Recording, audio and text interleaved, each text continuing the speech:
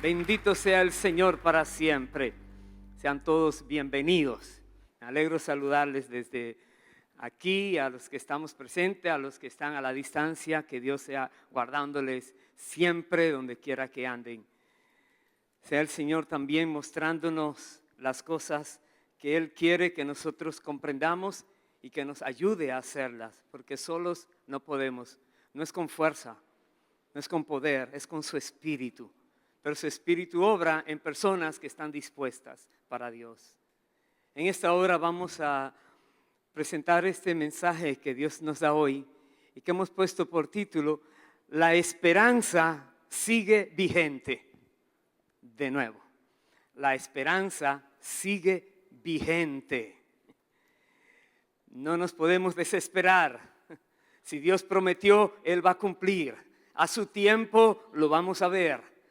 Que nada nos haga flaquear, que nada nos haga echar atrás, podemos seguir adelante. Y vamos a ver en la palabra lo que ocasiona, lo que provoca cuando un pueblo es rebelde delante del Señor. Y cuando en esa rebeldía no hay reconocimiento de pecado y el pueblo sigue como que nada está sucediendo, cómo Dios actúa. Pero también cómo Dios actúa cuando un pueblo es rebelde, pero luego se da cuenta que no está bien y comienza a reconocer su maldad y a arrepentirse. ¿Qué hace Dios en una o en otra situación? Y después, ¿qué espera Dios de nosotros por lo que ya Él ha hecho? ¿Cómo nosotros podemos tener esperanza aunque veamos situaciones terribles aconteciendo? ¿Cómo nosotros podemos mantenernos en pie firmes sabiendo que por doquier hay muchas cosas ocurriendo que Dios no está complacido con ellas? Acompáñenme por favor en el libro de Ezequiel, capítulo 22. Ezequiel 22, versículo 23. Ezequiel 22, 23 dice así: Vino a mí palabra de Jehová diciendo: Hijo de hombre, di a ella, tú no eres tierra limpia, ni rociada con lluvia en el día del furor. Hay conjuración de sus profetas en medio de ella, como león rugiente que arrebata presa. Devoraron almas, tomaron haciendas y honra, multiplicaron sus viudas en medio de ella. Aquí el Señor está hablando a su pueblo. Una ciudad perversa totalmente se ha convertido.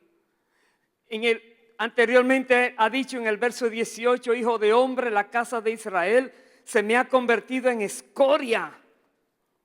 Fue algo precioso que Dios tenía y de repente se ha dañado. ¿Qué ha pasado? Y Dios dice: tú no estás limpia, una tierra que no vales.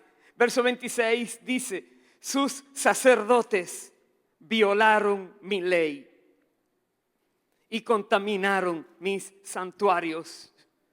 Entre lo santo y lo profano no hicieron diferencia, ni distinguieron entre inmundo y limpio, y de mis días de reposo apartaron sus ojos, y yo he sido profanado en medio de ellos. Dios, por el comportamiento de su pueblo, la gente hablaba mal de Dios. Las personas vivían vidas desordenadas. Los mismos sacerdotes, aquellos a quienes Dios se les había confiado el conocimiento de la ley, ellos hacían caso omiso a eso. Ellos no hacían distinción entre qué era bueno y qué no lo era, qué era santo y qué era profano, qué era limpio, qué era justo. Les daba lo mismo, pero a Dios no le da lo mismo. Dios se ofende cuando su pueblo no actúa correctamente. Dice más, verso 27, sus príncipes en medio de ella son como lobos que arrebatan presa, derramando sangre para destruir las almas, para obtener ganancias injustas. Y sus profetas recubrían con lodo suelto, profetizándoles vanidad y adivinándoles mentira, diciendo: así ha dicho Jehová el Señor, y Jehová no había hablado. Démonos cuenta qué nivel de apostasía había en este pueblo, qué nivel tan grande de ofensa delante de Dios, y como que a Dios no le importaría, creían ellos. Y Dios manda al verdadero profeta, a Ezequiel: dile estas palabras, porque muchos que se daban de profeta allí, como dice aquí, estaban recubriendo con lodo las acciones malas que estaban haciendo los demás, y diciendo que Dios estaba diciendo cosas buenas cuando Dios no estaba hablando a ellos, porque ellos no eran realmente profetas de Dios, sacerdotes que no cumplían con sus funciones, un pueblo que estaba totalmente desviado, príncipes que no cuidaban su pueblo, más bien los destruían, etc. Y el pueblo mismo, ¿qué hacía? Dice el verso 29, el pueblo de la tierra usaba de opresión y cometía robo al afligido y menesteroso, hacía violencia, y al extranjero oprimía sin derecho. Como alguien diría, tierra de nadie, no se sabe qué va a pasar. No hay alguien que pueda decir el orden está en este lado o de esta manera, porque todos estaban hablando y viviendo de manera desordenada. ¿Qué podemos esperar en una condición así? Cuando una sociedad llega a este tipo de extremo, Dios dice aquí: hay algo que viene, pero no va a ser agradable, porque el tiempo de espera tiene un límite. Pero todavía Dios buscando, la Biblia dice, y recordaba, veía anteriormente desde Abraham, no voy a buscar esta cita, está en Génesis 18, cuando Abraham intercedía por Sodoma y Gomorra, que Dios decía que les iba a destruir a esas naciones por causa de su pecado. Y Abraham decía: tú eres el juez de la tierra, no vayas a destruir con los impíos a los justos, no hagas eso. Y le dice: si hubieran 50 justos, ¿vas a destruirlos con los impíos? Dios le dice: no los voy a destruir. Y si hubieran 45, y si hubieran 40, 30, 20, 10, no los voy a destruir. Daba a entender, no hay nadie que merezca clemencia, misericordia entre ellos. Y Lot y tuvo que salir con su familia. Pero vemos aquí ahora, en el verso siguiente, en el verso 30, Dios está hablando de cómo está este pueblo y dice: y busqué entre ellos hombre que hiciese vallado y que se pusiese en la brecha delante de mí a favor de la tierra, para que yo no la destruyese, y no lo hallé. Da a entender que en ese pueblo no había nadie que pudiera mirar diferente la situación y clamar a Dios por misericordia, y clamar a Dios por compasión, y pedirle a Dios que ese castigo que lo quitara, que buscara otra manera de hablarle a su pueblo. Dios dice: no hallé una persona. Por tanto, el juicio, verso 31, por tanto, derramé sobre ellos mi ira, con el ardor de mi ira los consumí, hice volver el camino de ellos sobre su propia cabeza, dice Jehová el Señor. Ya no había esperanza para ese pueblo. Y usted dirá: pero ¿habrá esperanza hoy día? Miramos por donde quiera que uno se mueve, muchas cosas terribles aconteciendo. Una sociedad corrompida también. Parece que a las personas les da lo mismo hacer una cosa que otra. No tienen en cuenta lo que agrada o desagrada a Dios. Normalmente no hacen distinción entre si algo es bueno o malo, si algo es limpio o es sucio, si es santo o si es profano. Viven por vivir. Usted dirá, ¿habrá esperanza? ¿Sabes algo? Dios decía, la esperanza sigue vigente. Sí hay esperanza cuando un pueblo logra conocer lo que Dios espera que haga, para entonces Dios traer, en lugar de destrucción, traer salvación a ese pueblo. Y voy a ver un ejemplo entonces, en el libro de Isaías, capítulo 59, acompáñenme por favor allí. Isaías 59, versículo 12. Aquí tenemos otra vez Dios hablando por medio del profeta del desorden en que está viviendo la sociedad. Esta sociedad ahora donde estaba Isaías. Pero aquí hay una diferencia. Ellos se dieron cuenta de lo mal que estaban y veamos ahora qué pasa. Isaías 59, verso 12, dice así: porque nuestras rebeliones se han multiplicado delante de ti. Hay una confesión. Y nuestros pecados han atestiguado contra nosotros. Porque con nosotros están nuestras iniquidades y conocemos nuestros pecados. El prevaricar y mentir contra Jehová y el apartarse de en pos de nuestro Dios, el hablar calumnia y rebelión, concebir y proferir de corazón palabras de mentira. Y el derecho se retiró y la justicia se puso lejos, porque la verdad tropezó en la plaza y la equidad no pudo venir. Me detengo allí un momento. Hay un reconocimiento de que así es que están viviendo.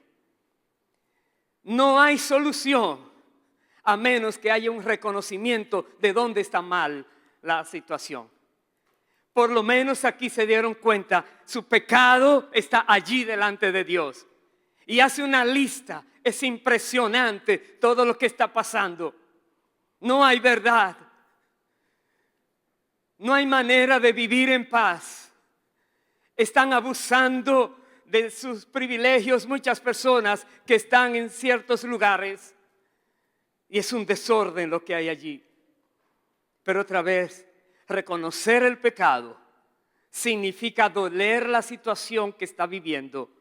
Y lo próximo es arrepentirse de haber ocasionado esa situación. Y después que hay un arrepentimiento, entonces Dios va a obrar. Pero aquí en esta parte vemos que la situación está mala, pero hay una confesión, hay un reconocimiento. ¿Qué hace Dios en esa situación? Dice el versículo 15, y la verdad fue detenida, y el que se apartó del mal fue puesto en prisión, y lo vio Jehová, y desagradó a sus ojos, porque pereció el derecho. Y vio que no había hombre, y se maravilló que no hubiera quien se interpusiese, y lo salvó su brazo, y le afirmó su misma justicia. Pues de justicia se vistió como de una coraza, con yelmo de salvación en su cabeza.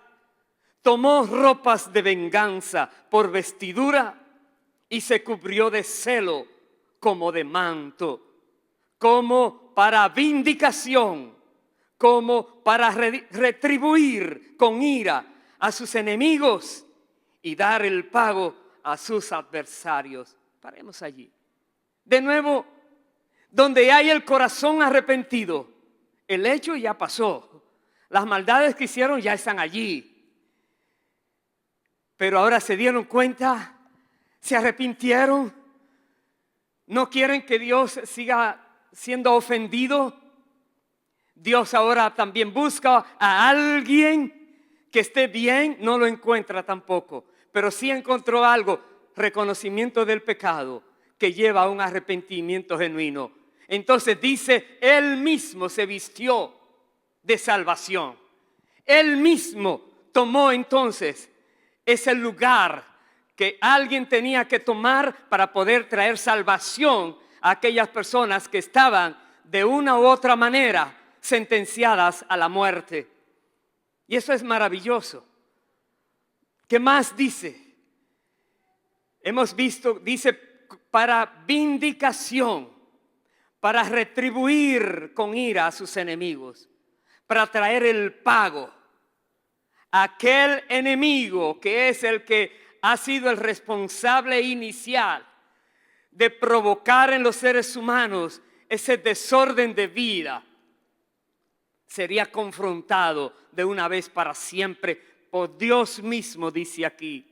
Y dice el versículo 19, y temerán desde el occidente el nombre de Jehová, y desde el nacimiento del sol su gloria, porque vendrá el enemigo como río, mas el Espíritu de Jehová levantará bandera contra él.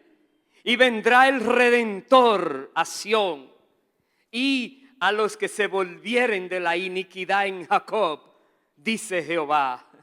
Aquí está hablando, el enemigo va a venir. Anteriormente en la cita de Ezequiel, el enemigo vino y destruyó.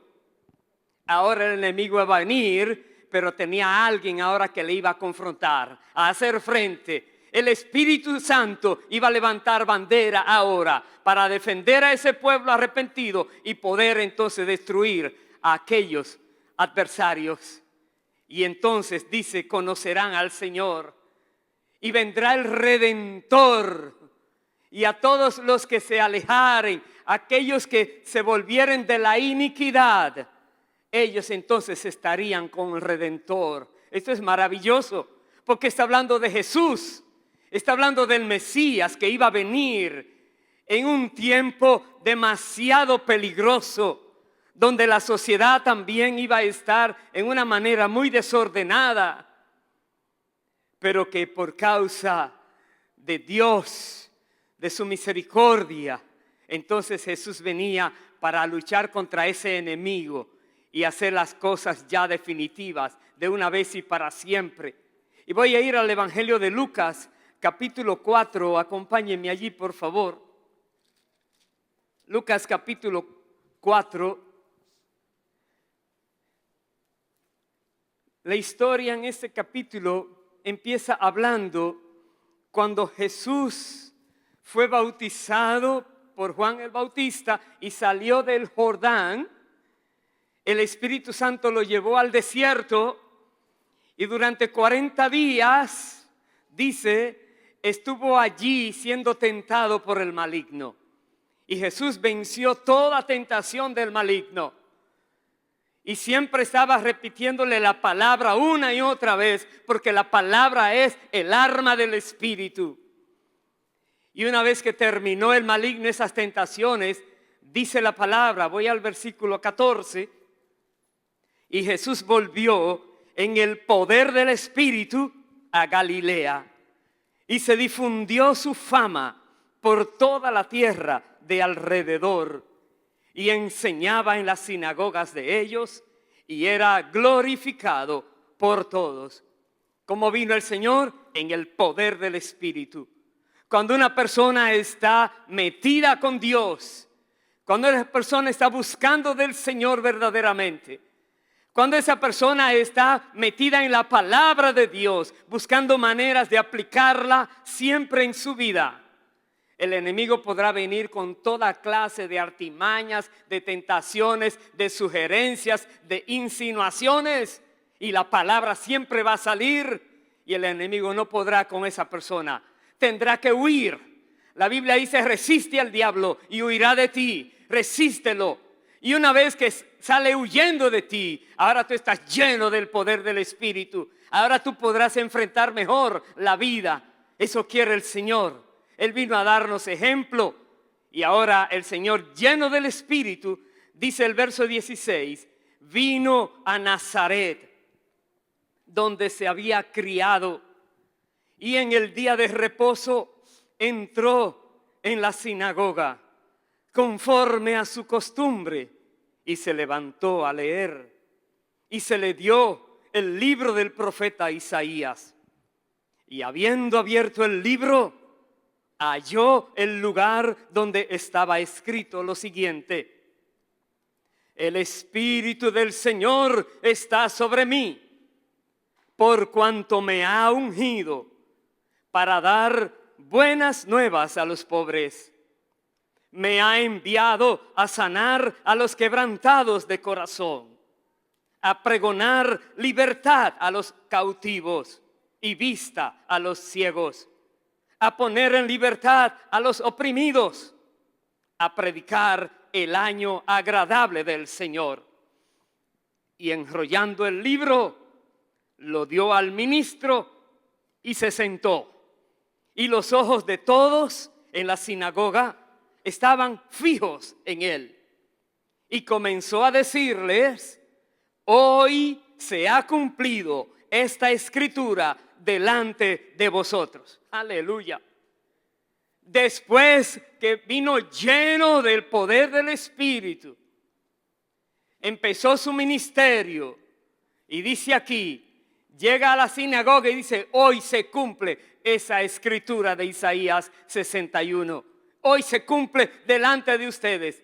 Había llegado la persona que iba a poner a los presos libres. Aquellos que están quebrantados en sus corazones, los venía a sanar. Aquellas personas que estaban ciegas, creyendo que veían, pero espiritualmente ciegas, el Señor venía ahora a darles luz para que vean correctamente. Y así todo lo que dice que venía a hacer, proclamando, declarando el año agradable del Señor.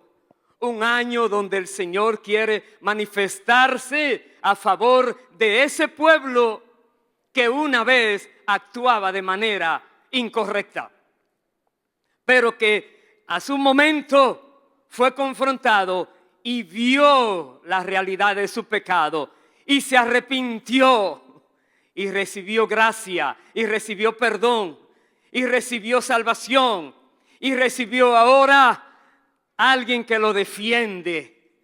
Allí hablábamos que el Espíritu Santo levanta bandera. Ahora Cristo mismo dice: Él viene a poner en orden las cosas. Él viene a traer libertad a los cautivos. Él viene a enfrentar al enemigo. Eso es maravilloso, porque es lo que nosotros esperamos que acontezca. Decimos entonces, realmente la esperanza sigue vigente porque Cristo está reinando, porque Cristo está vivo, porque Cristo es el mismo hoy, ayer y por los siglos, porque el Señor no cambia. Y donde hay un pueblo que reconoce su pecado, se arrepiente y toma la decisión de enmendar, de corregir, de cambiar, de volverse de ese camino de pecado y tomar el camino de rectitud, Dios entonces, en lugar de mandar castigo, envía un Salvador, envía a alguien que los rescate. El enemigo se ha levantado para destruir, pero ahora el Espíritu Santo levanta bandera a favor de aquellos que se han arrepentido. ¡Aleluya! ¡Aleluya! Bendito sea el Señor para siempre. Y recordemos esto: resiste al diablo y él huirá de ti. Resístelo, que Dios te va a dar discernimiento para que sepas discernir lo bueno de lo malo, para que sepas qué es santo y qué es profano, algo que ofende a Dios, para que sepas discernir qué es limpio y qué es algo terrible, abominable a la vista de Dios. Dios te va a dar discernimiento, sabiduría, pero tú tienes y yo tengo, debemos tener esa disposición, buscar la palabra, escudriñar la palabra, pedirle al Espíritu Santo que nos dirija la palabra, que nos enseñe la palabra, y Él lo va a hacer. La Biblia dice: Dios da la sabiduría, Dios da el conocimiento, y vamos a ser equipados para que seamos más que vencedores en Cristo. Vaya al libro de Apocalipsis, por favor, capítulo 12. Apocalipsis capítulo 12, versículo 9. Aquí tenemos algo tremendo que nos muestra la palabra. Dice que hubo una batalla en el cielo y que el enemigo, Satanás y sus ángeles fueron lanzados. No hubo más lugar para ellos allí. Y dice el versículo 9, y fue lanzado fuera el gran dragón, la serpiente antigua, que se llama Diablo y Satanás, el cual engaña al mundo entero.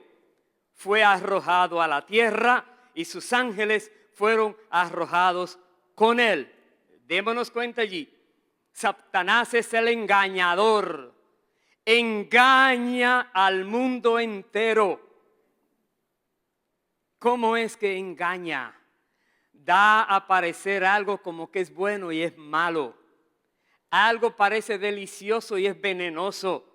Algo parece que va a agradar a Dios y le ofende, pero en la manera que lo presenta, si tú no eres diestro en la palabra, si no tienes discernimiento, eres una presa.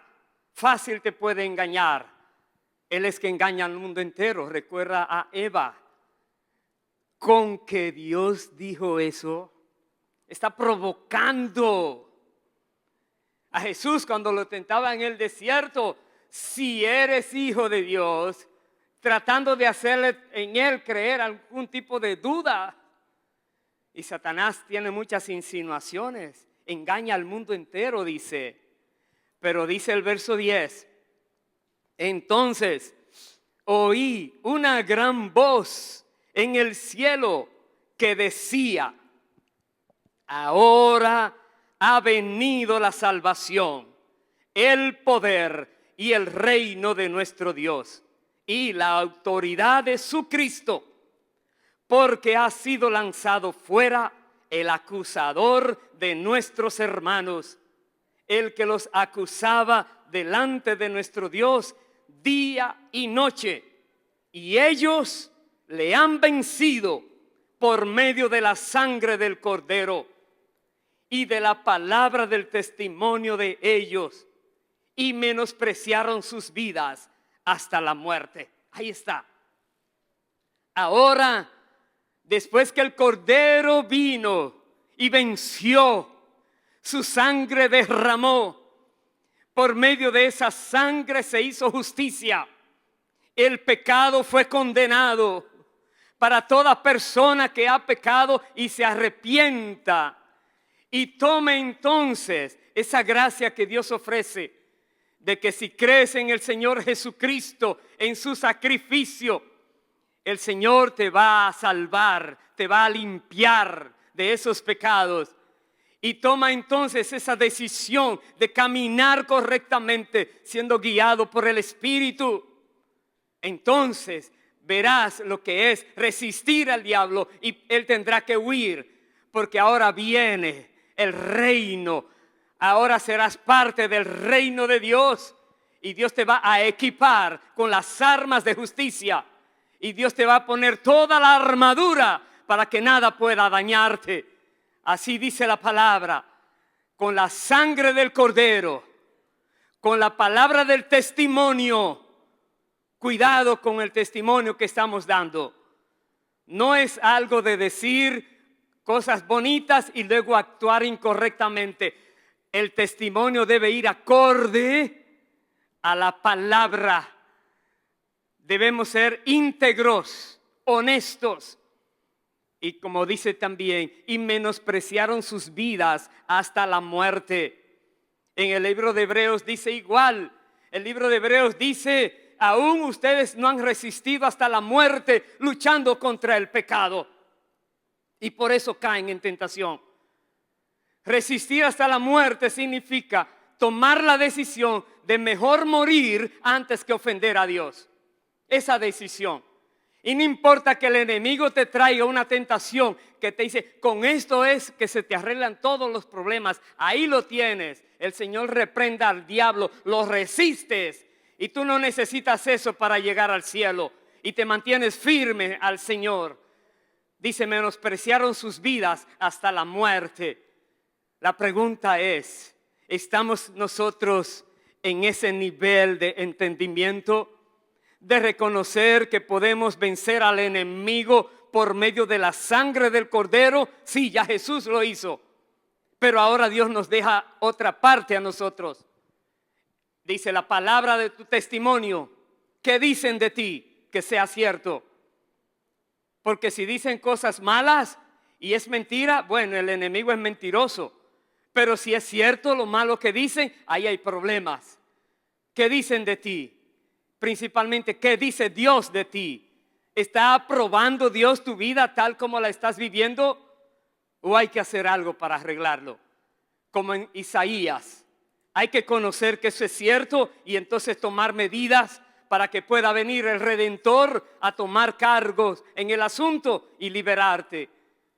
Requiere de todos nosotros que nos analicemos. ¿Estamos en la disposición de menospreciar nuestras vidas hasta la muerte? Si fuera necesario, por causa de sostener el testimonio de Cristo. Pero la Biblia dice, no moriré, sino que viviré y contaré las obras del Señor. Pero tú estás dispuesto a lo que Dios permita. ¿Estamos así en una fe firme en el Señor? Eso quiere Dios. Porque si tenemos una fe firme, déjeme decirte, la esperanza nadie nos la puede quitar. Porque Dios está con nosotros y una y otra vez nos dice, no temas, yo estoy contigo. No mires la multitud, mírame a mí, yo soy más fuerte que esa multitud. No mires sus estrategias, mírame a mí, que soy el capitán de la batalla. No mires lo que el enemigo está planeando, mírame a mí, los planes que tengo contigo. Entonces, si nosotros estamos con el Señor, podemos mantenernos en esa esperanza. Aleluya. Aleluya. Sea el Señor ayudándonos a nosotros a vivir así, para que no haya nada que el enemigo pueda tener en nosotros, con lo cual pueda acusarnos y decir, mira lo que hizo. La Biblia dice que si él llega a acusar, abogado tenemos en el cielo. ¿Quién? Jesucristo mismo, que dice, yo pagué por esos pecados, se arrepintió y mira su corazón y el enemigo tiene que salir huyendo, dice Primera de Juan. Pero voy a terminar en este salmo. Voy a ir al Salmo 24, por favor acompáñenme allí. Salmo 24, versículo 3. Porque el Redentor vendría a Sión y a los que se volvieren de la iniquidad en Jacob, dijo la palabra. Y el Redentor viene. Pero aquel que viene a redimir, a dar su vida para comprar nuestras vidas, hoy día Él está sentado en el trono y Él es el Rey de Reyes y el Señor de Señores. Y aquí dice la palabra, Salmo 24, verso 3, ¿quién subirá al monte de Jehová? ¿Y quién estará en su lugar santo? Verso 4, el limpio de manos y puro de corazón, el que no ha elevado su alma a cosas vanas ni jurado con engaño. Usted dirá, oh, entonces ¿quién puede? El que ha sido lavado con la sangre del Cordero es como que nunca hizo eso. La Biblia dice que tus pecados fueron echados al fondo de la mar y que Dios no los recordará más. Y es como que no los hiciste porque Cristo te los limpió, los perdonó, pero no vuelvas a cometerlos para que no te vuelvas a ensuciar. Dice el verso 5, esa persona, él recibirá bendición de Jehová y justicia del Dios de salvación. ¿Quieres la bendición de Dios? Sí. Haz lo que Dios dice que tienes que hacer. para que el enemigo no tenga en contra tuya nada que impida la bendición tuya. Procuremos actuar como Dios manda. Esforcémonos a obedecer. Pongamos siempre como meta principal en nuestras vidas Dios, las cosas de Dios, su palabra que se cumpla en nosotros, su propósito que se cumpla en nosotros, que se haga siempre su voluntad. Jesús dijo, busca siempre primeramente el reino de Dios y su justicia. Todo lo demás vendrá por añadidura, pero preocúpate en buscar el reino de Dios, porque allí hay una lucha fuerte tratando de detenernos, que no lo hagamos como Dios manda. Pero dice, el que lo hace recibirá bendición de Jehová y justicia del Dios de salvación. Tal es la generación de los que le buscan, de los que buscan tu rostro, oh Dios de Jacob. Y en esa generación estás tú y estoy yo, gloria a Dios. Estamos buscando al Señor, estamos buscando su rostro, estamos queriendo conocerlo más, estamos buscándole a Él primeramente, entender sus caminos, conocer qué hay en su corazón, qué quiere Dios que pase. El Espíritu Santo nos revela lo que hay en el corazón del Padre, dice la palabra. Verso 7. Alzaos puertas vuestras cabezas y alzaos vosotras puertas eternas y entrará el Rey de Gloria. ¿Quién es este Rey de Gloria? Jehová, el fuerte y valiente. Jehová, el poderoso en batalla. Alzaos puertas vuestras cabezas y alzaos vosotras puertas eternas y entrará el Rey de Gloria. ¿Quién es este Rey de Gloria? Jehová de los ejércitos. Él es el Rey de la Gloria. Aleluya. Aleluya. Aleluya. Que seamos nosotros que nos levantemos para el Señor a recibirlo. Y el Señor dice, aquí yo estoy a la puerta y llamo. Si alguno oye mi voz y abre la puerta, yo entraré a él y cenaré con él y él conmigo. Si alguno oye mi voz y abre la puerta al Rey de Gloria, Él va a venir a tu vida. Él se va a sentar contigo, reinando, y tú también, dice, ahí con Cristo, sentados en los lugares celestiales con Cristo, reinando con Cristo. ¿Por qué? Porque el enemigo no podrá contigo, porque Cristo es que está contigo, Cristo es que te dirige, Cristo es que te defiende. Permitamos que el Rey de la Gloria esté en nosotros todos. Recordemos, si hay algo de iniquidad, de impiedad, de desobediencia, de rebeldía, tiene que quitarse para que pueda venir el Rey de Gloria a reinar, para que Cristo pueda venir como Redentor y redimirnos. Pongámonos en pie, por favor.